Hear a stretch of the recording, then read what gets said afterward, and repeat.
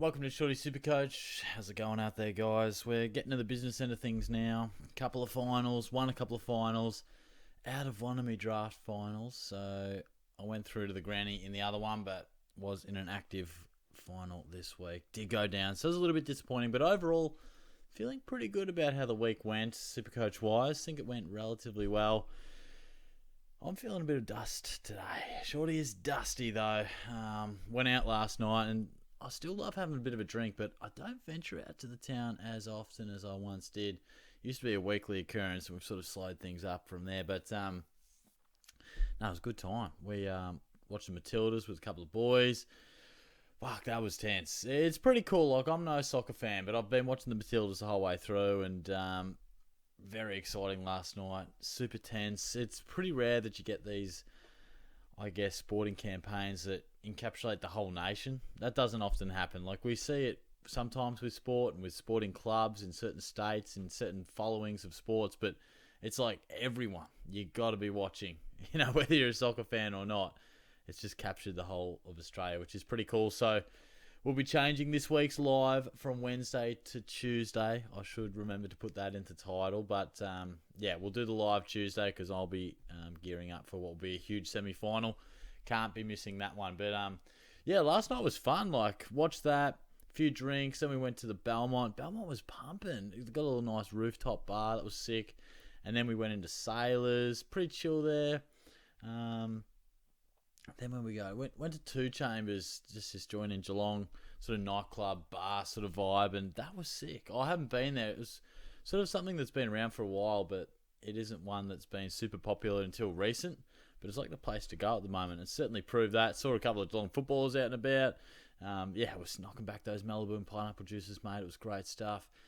And then went to St. James. Made my debut at St. James. And if you're not from Geelong, this is a filthy joint. Absolute filth.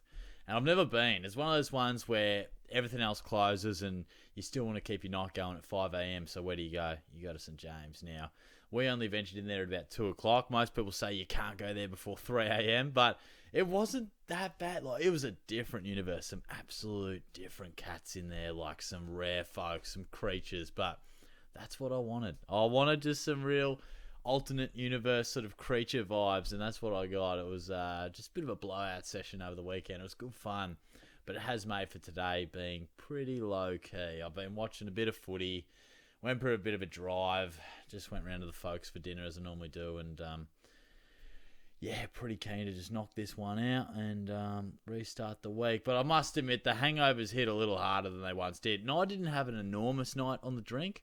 It was just solid, but I'm just like, I woke up okay, but the whole day has just been like tired, kind of struggling to find that next gear. So, I don't know, mate. Maybe those days are past me. Maybe Shorty's just really struggling, but they never passed me. But they will be fewer and further between, or whatever the saying is. But also, tennis got rained out. I can't remember if I mentioned it, but needed to win this game. We were 4th versus 5th. We were 5th. If we won, would have had to be a certain outcome with the results, but most likely would have gone through and played finals, but it got washed out.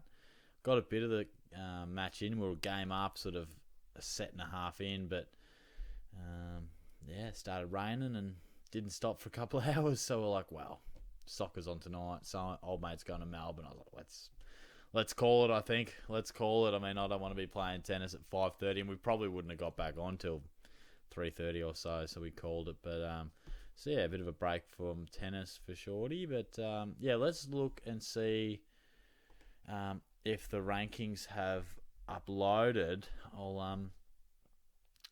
I've also been thinking about ways to change SuperCoach. I saw Jackson Davies' video, and we need to change the game. In my opinion, I think, I'll go into this on another day, but here we go. Nice. Good week. 2-3-9-6, and I got a bit of a feel from it with other leagues. I often go into two of my more competitive leagues and just compare my score to others, and you sort of get a gauge of how you've gone against everyone else, and I thought I'd be there and about. So that's nice to just continue to move up the rankings there, and I'm thinking I should finish the year somewhat okay because I've got that coverage. I mean, how good a coverage was George Hewett? But Yeah, anyway, look, I'll do a video on a couple of things I've been thinking of how we could improve the game and just make it a little more engaging, a bit more, I guess, encouragement for those that do take some risks. And I want to remove the cookie cutter team from the language. I want to try and change a bit of that. But anyway, I can dive into that another time. Let's take a look at how my side went this week. Wow, Tom Stewart only scored 69. Shit. Look at Corey Wagner just pumping out scores on the bench. Mate, I need that at the start of the year, bro. So Sicily was solid, not his best, but still pretty solid. I was nearly putting him as the C. And how about Josh Dunkley? He can't do a thing right for me at the moment. I thought I'd VC him because I seed him last week and I thought, look, it'll be one of those ones where you get the week wrong and he goes 140 on the wrong week. So I'm going to VC him. Great record at the Gabba. He's out of touch. But anyway, it was a pretty tough night for the Cats, aside from a good start. And Stewart certainly started well, but did not find much of the footy later in the piece. Dawson good. Sinclair did what he liked. Doherty, I think that score, from what I can tell, was a real handy boost from a late goal he kicked. I think it was a late goal. And Luke Ryan, 83, it's solid without, he's capable of a lot more than that. Bontempelli led, rock solid contributions. Same can be said for Brayshaw. We touched on Dunkley. Tommy Green was my saviour. I'll talk about a league that I've got. I am hungover, guys. I'm struggling here. I'll talk about that when I look at some of the head-to-head matchups in a sec. And Jack Steele, you look back and you say, probably hasn't been a good selection. He's had some weeks, but he's just been a frustrating selection. And we probably put a line through him in terms of ever considering him again for SuperCoach. I'm not sure he'll reach the peaks that he has before ever again. But anyway, George Hewett was huge. How good is that? And Neil, again, a bit down for what he would like to produce. Tim English was the risk. And going through the game, I watched a bit of it on replay, a bit of it live. I didn't have a good feeling. He wasn't finding much of the ball. He was taking some intercept marks, but then he clunked one, went back and kicked a goal late in the game, and I thought, that's got to boost his score up. But I'd love to know how many hit-outs to advantage he had. It's normally not his go, but I feel as if that's where he got quite a few of his points from as well. And wasn't Marshall just outstanding also? Great score from him. That's 3 weeks in a row now for Butters of 130 plus. He's back in town.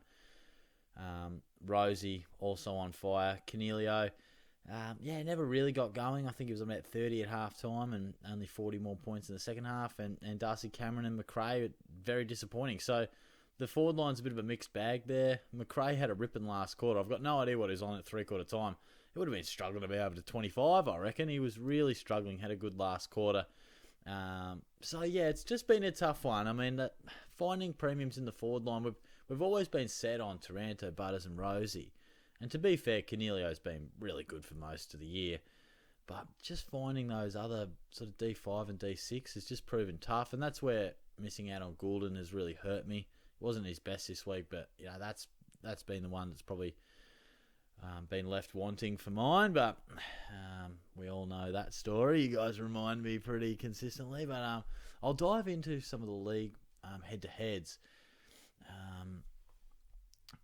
and just go through those because there's some close finishes in there. All right, let's go over to my leagues. And had wins all round, which was awesome. And I know some of these aren't top 8 finals, but it's still nice to get a comfortable victory here. That is a top 8 final. This one's not. But this game, this one here against Jimmy, that was super close. So I was checking this pretty actively in the Port and Giants game, and I reckon with about 8 minutes to go, I was up by 8 points. He had Houston and Himmelberg, and I only had Tom Green. And I thought with 7 or 8 minutes to go, I'm gone here. And I ended up winning by, as you can see, like 12 points. But Tom Green lifted hugely. I'm not sure if Houston touched the ball much at all late, but Tom Green had a really good last 5, 6, 7 minutes. He even kicked a goal in that last quarter. So they're the sort of things that make you fall in love with players, and I reckon I'm starting Tommy Green next year. I think he can go 110 plus. He'll be there in abouts this year, but I reckon he's got another gear to go. So I was stoked to win that league. I beat Cov in both of these leagues, Warm Ponds and Tennis Lads. It got close at one point, And then similar, it was Green and Butters really took it away from him in that final game. And really pleasing. So, in draft, a little bit disappointing. So I'll play Watto in the grand final in my mates league. A few of you guys out there would know Watto from my live sessions, but it didn't quite happen for me. This is a keeper league, so gone down, finished 4th.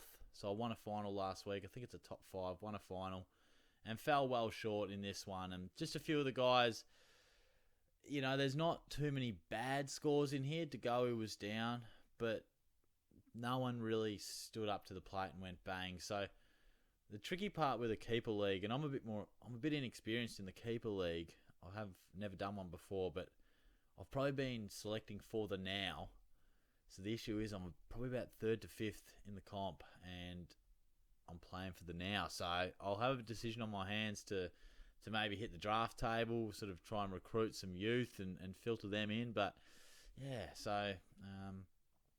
anyway, that's how it is. I mean, it all leads for next week for me. I mean, obviously I care about my head-to-head leagues in Classic, but each and every year my number one goal is to win the draft league. Me versus Watto, it's going to be pretty massive. So I'll be that tense next week. I'll be just racked with tension, bro. It's going to be a tough one because I try to not stress myself out, but I just do. I just do it. I really do want to win it. So I just hope next week. The funny thing is you can't control it. Like, you can try and make some good savvy decisions throughout the year, of course, but when it's all said and done, you just need your team to go well in round 23. So, fingers crossed. But I'm going to wrap this one up, get into some editing, and then get into bed. So have a good week, guys. I'll talk to you soon. Tuesday night, we will go live as opposed to Wednesday. Same times and that. But going to be watching the soccer on Wednesday. So I'll talk to you guys then. Cheers.